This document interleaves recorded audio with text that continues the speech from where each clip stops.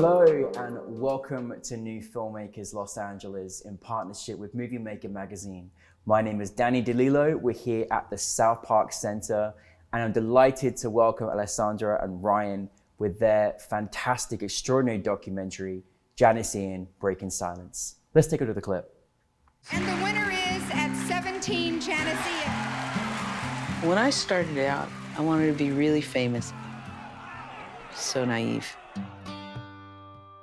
What do you consider yourself, Janice? Just a singer. Of any particular notoriety?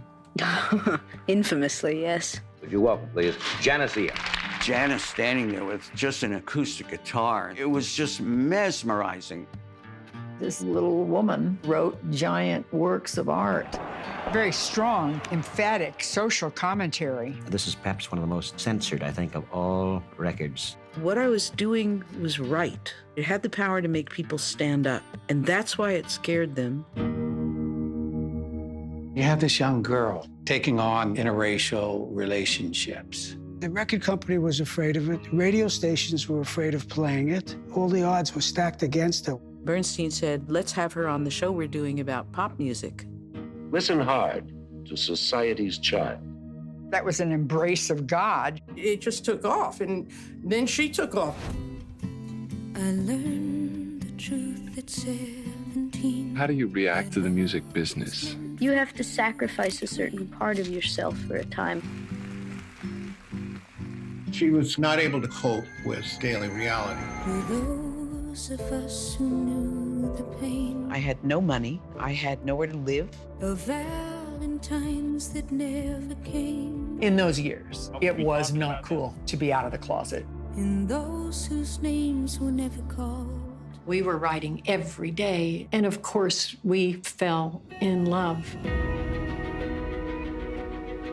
I know what it is to feel powerless. I know what it is to feel trapped, and so I can use those feelings as part of being truthful. There's a creativity there, there's a power there. Her legacy is not just as a songwriter, but it's as an LGBTQ icon. I can't say the rest is history, but history was being made. Child prodigies have complications. I don't think that she intended to become a symbol of social change. She was writing about what she knew. She's true to her music and true to herself. Music is about telling stories. This is mine. Thank you. It's been a long time.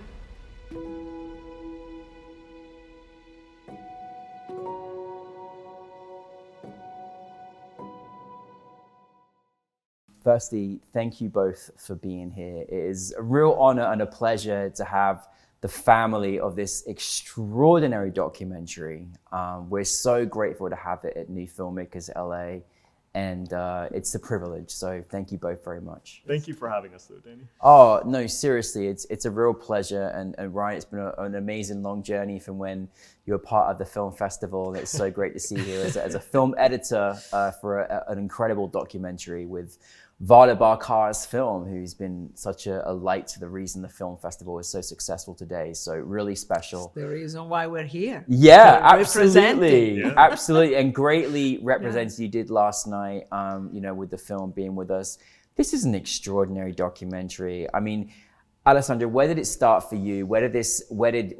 How did Vada approach you? What was the whole experience? How did you get involved in this project? So Varda and I had known each other for a few years. Mm-hmm. We had met at the premiere of another film that I had produced, and we had stayed in touch over the years. And always talking about maybe one day we could do something together because we had a lot of things in common.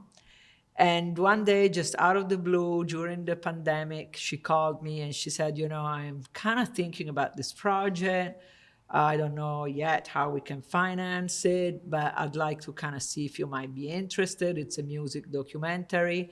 I had just finished producing a documentary about John Jett. So this was gonna be my second music documentary. So I sort of had an idea of, I thought I had an idea of what it involves, as far as dealing with a lot of stars and arranging interviews and archival and all of that. And, when Varda said Janice Ian, I said, honestly, I have not heard of her. I did not grow up in this country, so my music knowledge was very different. And she said, well, here's the book. She wrote a book about her life story, see what you think. And I started reading the book. I didn't even make it through half of the book. I called Varda and I said, I just love this woman. The story is amazing. Besides the music, there is just like so much to tell here. Yeah. So, let's do it. So we started working on it, and Varda was negotiating with Janice during the pandemic, which wasn't easy, I know. No, of course not. And, we ended up, she had a team together. She had already approached Ryan. Yeah. She had, Varda also approached the director of photography, Matthew Wilder. Great team. And so we decided that we would shoot something, that we would shoot a proof of concept, that was going to really help lock the deal. And it was also going to help clarify to everybody what the film was going to look like and what it would take to actually make the whole project come into being. So that's sort of how it all came about. I mean, goodness me. Well, firstly, Varda certainly loves you and praises you up all the time for what you contribute to the film, Ryan. Now, obviously, this is quite an undertaking. Obviously, you've got a great background as an editor, and she just, loves the work that you do. How did you feel taking on this project? Because, I mean, this is such a historical thing. It's got a lot of content, there's archives, and obviously reenactments in this case. How was this experience for you? Yeah, it was pretty crazy because Varda and I often during the process called it like the world's most complicated puzzle. We were doing both with the help of Varda's daughter Paloma, we were pulling assets, clips from all throughout Janice's life, finding lost media in places you wouldn't expect, and just trying to kind of paint a picture, a collage of this person's very, very powerful life story in a way that isn't super obvious, It's not like we shot recreations of every single moment in her life. This film is a whole hodgepodge of real radio recordings, real news interview footage of Janice from over the years. Some of our recreations, or mood shots as Varda calls them. Mm-hmm. And it's just such a blend of things. And to kind of tackle all of that, Varda approached me with this 32-page document of bullet points from Janice's life, some pulled from the book, some pulled from her conversations with Janice. And we were just trying to take those bullet points and this massive, massive collection of material and see how we could translate it, How do you pull together a coherent narrative out of someone who just has so many beats to their life story? Yeah. So it wasn't, I'm not going to pretend it wasn't intimidating, but it was a fun challenge because we started off with a proof of concept, 20 minutes, just the Society's Child story. This was before Janice had officially signed off on her, giving us her story rights. And I'll never forget when Janice first saw the 20 minutes that are now part of Act 1, she called us. Varda excitedly forwarded me her voicemail where it just began with fucking amazing. And I was like, we're onto something here. So I mean, firstly, I love what you were saying there, Ryan, because there was so many, moments of her life that it's almost hard to summarize into 2 hours of a documentary, which I thought you just hit the beat so well, oh my goodness. But it must be, it must be quite when you're especially someone who's done so much in her life as a musician, as an activist, as a human being, to have her, her life story in your hands, it's a big responsibility. So that must have been a wonderful reaction to get, mustn't it? I was thinking as you are talking about this, that there's something very empowering in watching the journey of somebody like Janice that has had a life so full of events. Yeah. From sort of this arc, this sort of beginning and now towards she's an older lady. Yeah. But to see this journey also for younger people, it's very interesting because you can see all these things happen, but you stick to a plan and you're true to yourself and you can really accomplish something. Yeah. And that's a really important lesson. Absolutely. You know what is really special, and I can't say it's for every single documentary I've seen about someone's life. I feel like I really got to know her. Right. And I felt like I was there with her almost. It was almost scary. I'm like, if I saw her, I just want to hug her just because I felt like I've got to know her from the story, you know? Part of, we have heard that from audiences, and part of it I think is because the narration, it's divvied up between different versions of her. Like when you're talking about the parts of her life that are where she's 16, we're using audio of her 16-year-old self talking, interspersed with her present self. So when you say like you feel like you know her, in a way, her past self is directly speaking with you, and that's not something you can always get. No, and that's actually a very, you know, important element. You spoke about this last night about how you were able to kind of weave archival to reenactment. Now the reenactments were so good, I actually felt like this was her at a coffee shop. I couldn't believe it. Like I was like, hang on a second, this just feels too real. That was kind of an important part of aspect. It was very important, you know, Varda wanted to shoot, she was calling them mood shots. Moon shots. So, and it was very important to define them in this way, you know, other than say these are recreations. Because what we were trying to hit was a mood, you know, an atmosphere. Because we knew that along with everything else, all the other elements, you know, the interviews and the archival and the photos, it was going to be a moving collage. So the thing that we had to hit at all times was the mood. And so, you know, that we knew that scene was going to be very important, the cafe scene, because for that entire song, you know, we didn't actually have that many other elements. And so we had decided we would shoot a full scene. And, you know, the actress was amazing that we cast. So and good. We just, it was one of those magical days where we sort of, the place was incredible. They were collaborating with us. We, you know, went overtime. Nobody said anything. We had no permits, and we still placed lights outside. You know, it was one of those things. Wow. Where things just kind of fell into place, and you know, it was very emotional. It was a great day. Yeah. I mean, it felt emotional because you really you really gave us these moments where we felt like we were watching a documentary. It was incredible to watch. Ryan, this is, you know, it's never easy editing anything, but editing a documentary, particularly on someone's life, you obviously must have felt that kind of responsibility. How much of it was, you know, you obviously had an idea together about how you wanted it to look in, you know, editorially, you know, kind of when you began. How much of that changed, or what enhanced, or what altered, sort of coming from once you had everything in place, the footage, and how we finished up with the end product? Yeah, one of the things I love about working with Varda is that she's always open to collaboration, and she's not so like rigidly locked in. She has a vision, but she's not so rigidly locked into a plan that she can't be flexible when, you know, the material that she captures or encounters, like, you know, in the archives, is telling her to do something else. And one thing that happened on many occasions, Janice entrusted us early in the project with a bunch of her personal photos, like photos from throughout her career, but also just the ones throughout her life. She had a very close friend, Peter Cunningham, who was following her around during these peak years of her career, capturing everything, like scenes from the road which you don't normally get to see.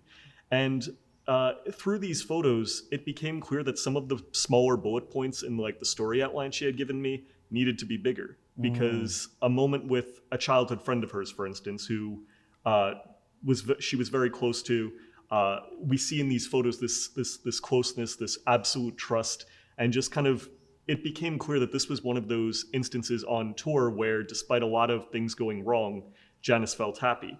And then when you get to a reveal in the story, minor spoiler, that this friend and Janice were subject to a rumor from Bill Cosby that they were lesbian lovers, you know, much more than just friends. Yeah.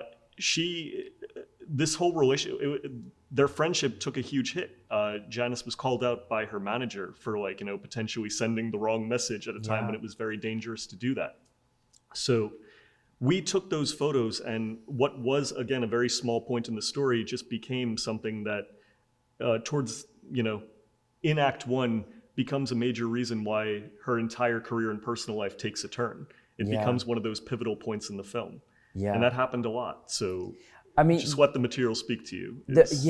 And I think her what was fascinating about her specifically is that she just wanted to play music. Like she was such a singer-songwriter. Yes. It didn't matter. It has apartheid that would not separate her audiences, you know, in South Africa, you know, no matter what she went through. If she had a bad gig alongside Billy Joel playing a piano man, you know, she was like, she still overcame, like, and she just wanted to play. I think that is true. There is, though, also this idea that because of a lot of what she witnessed during her childhood, where, you know, people were being called out for being communists if they, you know, her father hosted an integrated, like, you know, chicken farmers group. And if you do that, you're accused of having all these, like, far left sympathies.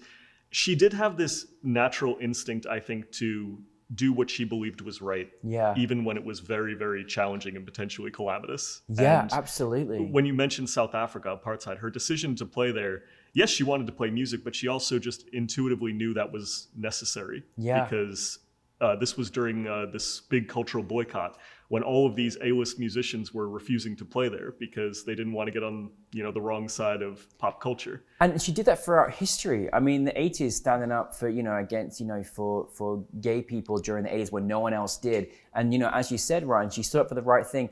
Was that something that, I mean, for you personally, you're an experienced filmmaker, you've made many great projects. How was it uncovering her story for you as a filmmaker? Because it must have been quite an experience. It was definitely an experience, and it was definitely interesting. A realization was how determined she was, and also how really she expressed herself and through her music. Like she was writing songs. When something was going wrong, that's what she would do. You know, she would write a song about it.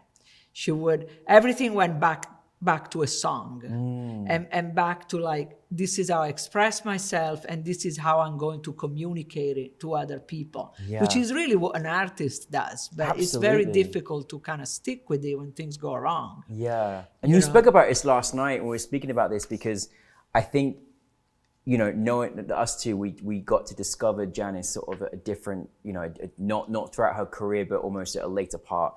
And once you hear her music, and you hear the reason behind her music and how the story's unfolded, you hear it with so much more context, you know, and her lyrics are powerful, aren't they? They are. Well, Varda always had the plan from the beginning, correct me if I'm wrong, to have the songs to show, really show in the film where the songs came from within Janice. Yes. And I thought this is a really great device because, you know, many times about famous rock stars or music icons, you know, okay, this is a great song, that's it. But you don't get to know, you know, did they think about it in a bar when they were wasted or, you know, were they walking down the street? Is it real experience? When with Janice, you could really see how the thing grew from a seed into a song. Oh, and I think that was really beautiful and successfully done in the film. Absolutely. It's a very intimate form of songwriting. She's described it in the film as just kind of, when she was at her lowest point back early in her career, when she stepped away because just the pressure of being such a trailblazer, being a child star, when it became too much for her and she fell to her lowest point, she fell back on the advice she had received, that the best place to be as an artist and, you know, as a person, especially when you're hurting, is open, to really explore, like, you know, don't run away from it. Don't try to hide it. Try to get it on the page. And even if the song's connections to that pain is not always one-to-one, like it's not a song about being a child star, you pick up on the things that were true to her. You pick up on, you know, this like resentment for institutional authority, the pressures that are put on stars and performers, that's song stars, of course. And just the, you know, with songs like Some People's Lives, when she's talking about, you know, that cafe scene you mentioned earlier, when she's talking about Mary, who was not at all a celebrity, not at all a star, but, you know, kind of tipped her onto something that she found very beautiful personally about people. And absolutely. And that she really felt. Yes. Because I think, you know, you really have to feel that, you know, that moment of like observing some people's lives are just like this, you know, no one will ever know about them. And you really have to understand that moment to be able to express it. in that way. You know, and Absolutely. Janice is very good. She's very good at, I learned this, at understanding pain and turning it into something else. Especially the pain of people who don't normally have any kind of spotlight on them. Yeah. Like there's a reason at 17, some people's lives, Stars, these are her big songs, and they're all from this perspective of someone who's not, like, they're feeling a tremendous amount of pressure, but there's no one really there to help them. Yes. And that's very powerful. Absolutely. And, you know, and goodness me, there's not as many artists as you think that can kind of take that perspective or understanding of reaching out to many people far and wide. You know, this must have been an extraordinary journey for both of you to have been on making this film. What have you individually both learned from this project? Well, the one word answer would be patience. You've got that though, Ryan. You have that anyway. The longer form answer would just be, sometimes it's worth it to take the time to try to put yourself in other people's shoes, not just as an editor for the sake of getting a coherent edit, but really to just keep in mind that the other person's lived experience may be very, very drastically different from yours. And that trickles down to everything they say, they do.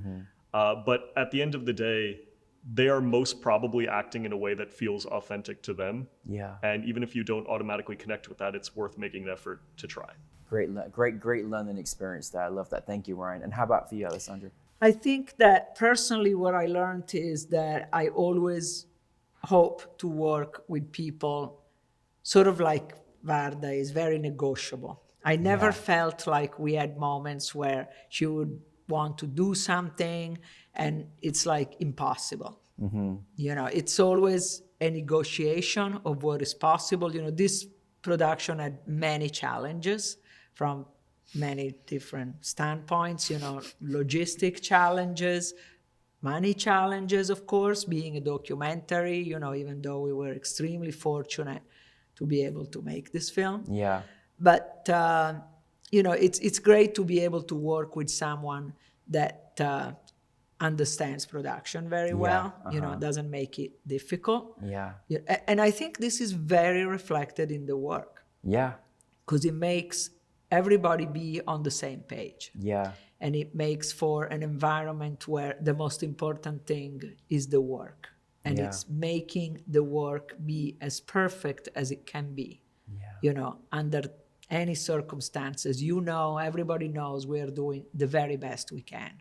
You know, which is very different than working just for money. Or, absolutely. You know, you're working for love. Absolutely. Really. And as far as legacies of, you know, musical, you know, bio documentaries go, you left a really good legacy for Janice Ian, for her fans, for anyone that can appreciate who she's done. I really felt like I was watching the perfect documentary of someone's legacy of life. And that's credit to all of you, to Varda, to the whole team, to Janice, and to everyone that brought this film together. And the really nice thing is you'll come into the kind of end of the run of a festival journey. And unlike many documentaries that don't, this is actually getting a theatrical release, isn't it? It also won Best of Fest at Palm Springs, which I mean, incredible. Yeah.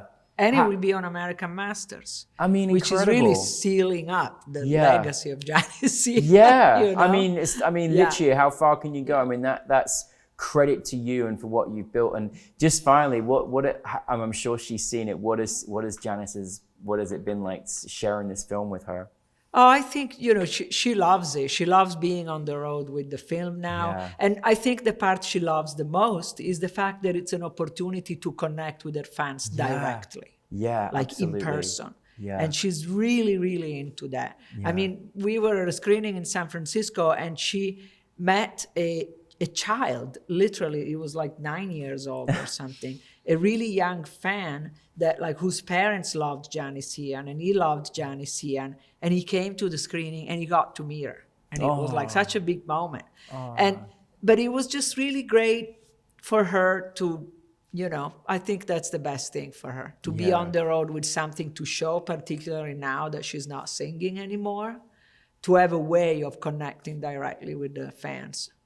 Well, she'll be here next week, not in 2 weeks. I know, that's right. She's coming over to LA. Right around the corner. Amazing. We're so grateful and well done, all of you, for making this extraordinary film. We're so proud of you. So, you know, thank you. Just I'm looking forward to the next juncture and journey that you're both going to take us, wherever you may take us. But just keep making movies for us, okay? Thank you. Appreciate it. Thank you very much. Alessandra and Ryan, everybody, thank you very much. Thank you to you. Varda Barkar, thank you to Janice, Ian, and thank you for breaking silence. Thank you.